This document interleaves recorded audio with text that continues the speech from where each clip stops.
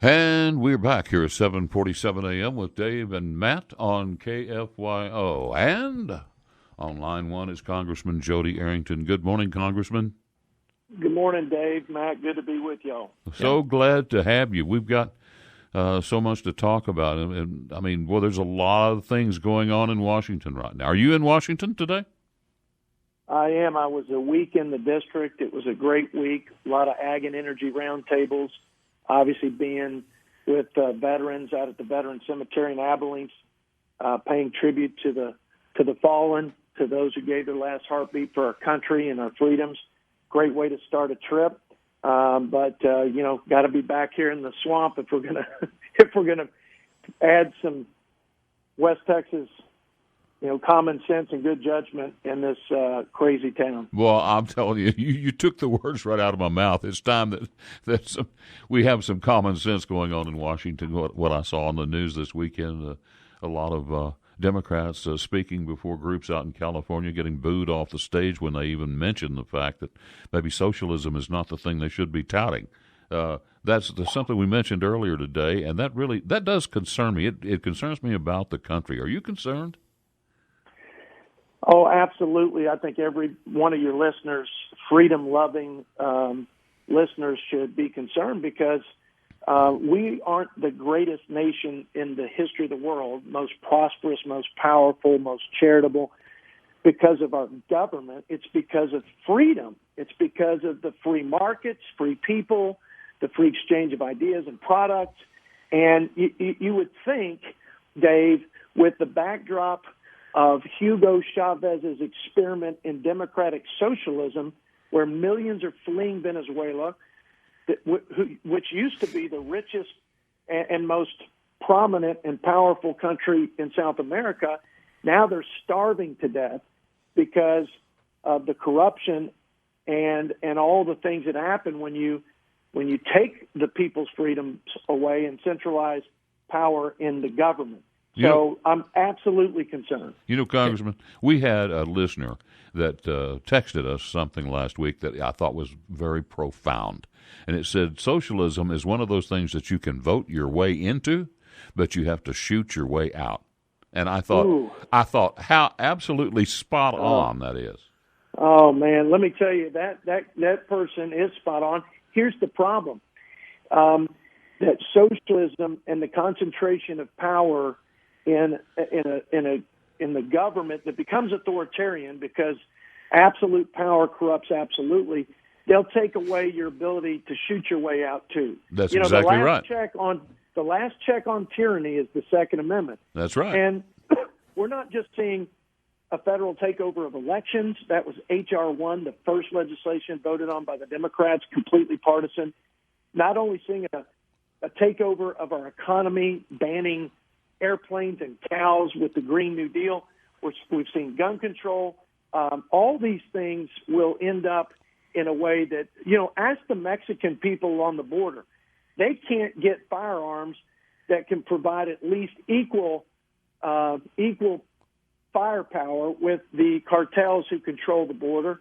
And ask the folks in Iraq what happened when Saddam Hussein confiscated everybody's guns and committed genocide.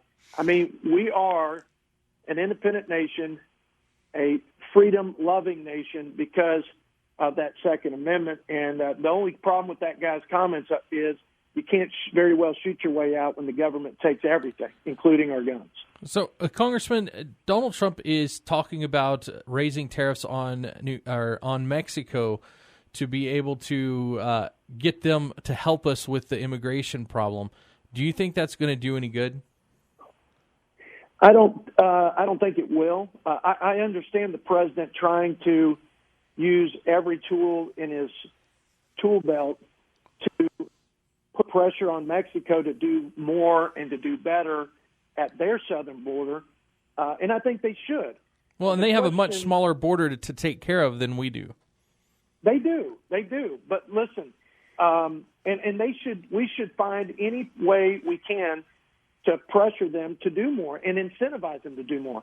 We just need to be careful that we don't cut our nose off to spite our face. We don't do something that will end up hurting us as much or more than it hurts them. And I'll say this, the USMCA, which is 170,000 plus new jobs. That's NAFTA 2.0. It is going to be so good for our economy, so good for ag and energy, and it's going to be the president's signature economic part of his signature economic policy: lower taxes, or as I would say, freer markets, and then fair trade, and keep this economy booming on into the 2020. And Pelosi feels tremendous pressure right now from her own Democrats to get that passed. I just wouldn't want anything to derail it in the next 60 days. So timing's an issue too, but I get where the president's come from. He's frustrated. He should be. It's a crisis, and we got to do everything we can to stop that crisis, not just because of the humanitarian crisis, which it is, but because our first job in government is to protect our citizens and provide for that common defense, as it says in the Constitution. All right, Congressman, we have to take a quick break. We'll be right back. And we are back here on KFYO Mornings with Dave King and Matt Martin. And on the phone this morning, of course, is Congressman Jodey Arrington. Now, Congressman, I know you're back at work in Washington, D.C. What's on your agenda this week?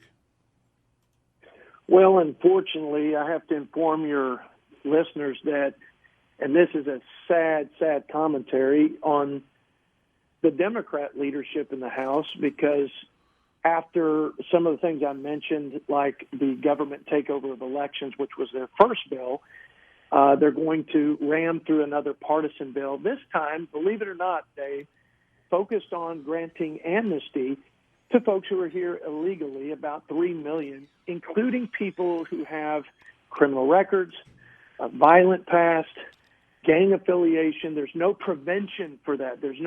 They couldn't even, Republicans out of committee couldn't even get those amendments in. Meanwhile, Rome is burning at the southern border. Our president needs infrastructure. We need to close loopholes and turn magnets off and give our Border Patrol more help.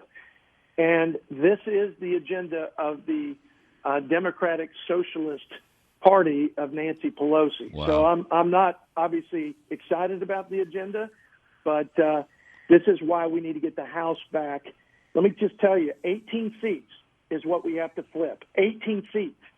There are 44 Democrats that won in the midterm with less than 5%.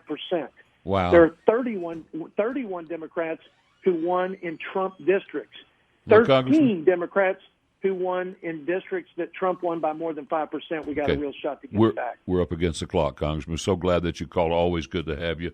And you guys too. Yeah, bye-bye. Talk to you later. Okay, that is it. It is coming up on 8 o'clock here on KFYO Mornings with Matt and Dave. More in a moment.